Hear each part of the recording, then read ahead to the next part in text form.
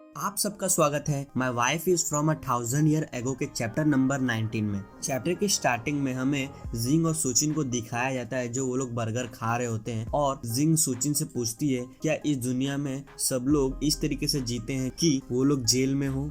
Next scene में हमें दिखाया जाता है सुचिन अपने मन में सोच रहा होता है सुबह सुबह खाना खाना, कंप्यूटर चलाना, दोपहर का खाना खाना, पिक्चर देखना और रात का खाना खाना, क्या ये सब जेल में होता है क्या। फिर सुचिन जिंग को कहता है तुम जो कह रही हो बिल्कुल गलत है, हम लोग इसे शट इन कहते हैं। शट इन एक जिंदगी होता है जो लोग घर पे बैठ के करते हैं, दिन भर घर पे बैठ के अपना काम करते हैं और कहीं भी नहीं जाते हैं। ये सब सुनने के बाद जिंग बहुत ही ज़्यादा कंफ्यूज हो जाती है और कहती है मुझे कुछ समझ में नहीं आया। फिर सुचिन जिंग को समझाते हुए कहता है मेरे कहने का ये मतलब है कि मैं चुन सकता हूँ कि मुझे घर के बाहर काम करना है या घर के अंदर, और घर के बाहर जाके काम करना बहुत ही थका देने वाला है, इससे अच्छा मैं घर पे बैठकर ही काम करता हूँ। फिर सुचिन उसे एक एग्जाम्पल के तौर पर बताता है इस तरीके से देखो कि मैं एक मकान मालिक हूँ जो पास करने के लिए कुछ नहीं है और मैं बस घर पे बैठा रहता हूँ।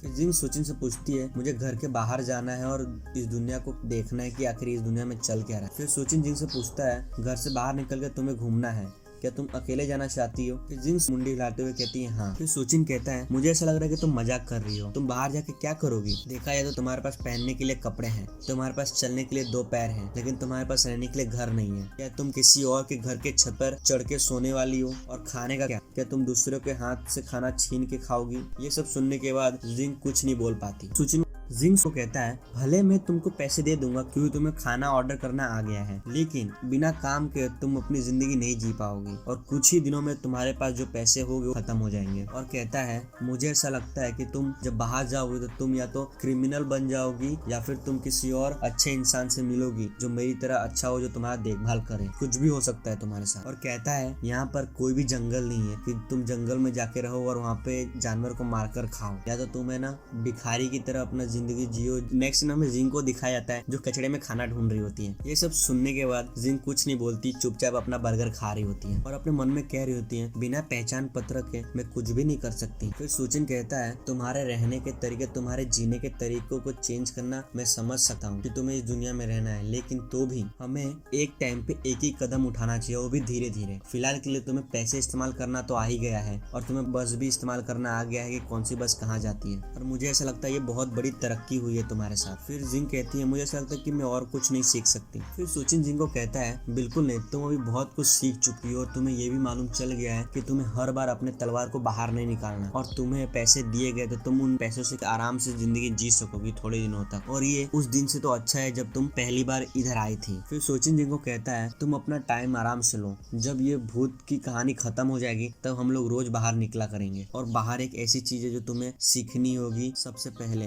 ताकि तुम यहाँ पे कुछ समझ सको। तभी जिंग सुचिन से पूछती है कि यहाँ पर सच में भूत है। तब सुचिन उस पंडित की तरफ इशारा दिखाते हुए कहता है जो पंडित है वो है ना भूत को भगाने की कोशिश कर रहा है। फिर सुचिन जिंग को कहता है जब तुम कमाना शुरू कर दोगी तब तुम मुझे मेरे पैसे वापस कर सकोगी। फिर सुचिन कहता है अगर तुम्हें कोई नौकरी नहीं मिली तो मैं कोई रास्ता ढूंढ दूंगा कि जिससे कि तुम पैसे कमा सको, लेकिन उसके लिए मुझे थोड़ा टाइम देना जरूर। फिर जिंग सुचिन को कहती है तुम्हारा बहुत ज्यादा शुक्रिया यंग हीरो। ये सुनने के बाद सुचिन बहुत ही ज्यादा खुश हो रहा होता है और कह रहा होता है बस करो, मुझे शर्मिंदा मत करो। फिर सुचिन अपने मन में कहता है हमारे पास कोई मामूली जॉब तो नहीं मिलेगी, लेकिन इस डिजिटल दुनिया में मुझे ढूंढने पे बहुत कुछ मिल सकता है। फिर सुचिन को एक चीज मिलता है। फिर सुचिन को नेट पे मिलता है कि इस समय पे प्राचीन समय के गेम बहुत ही ज्यादा चल रहे हैं और वहाँ के लोग बहुत ही ज्यादा पुराने स्टाइल कपड़े पहनते हैं। अगर जिंग को यहाँ पे मैं लेके गया तो आराम से इस दुनिया में सीख सके किस तरीके से जीना है, और उसे यहाँ पे काम करने में भी मन लगेगा क्योंकि यहाँ पे आसपास सब उस समय के डिजाइन ही होंगे, और ये उसके लिए सबसे अच्छा होगा पैसे कमाने के लिए अगर वो ये गेम खेलना सीख गई तो।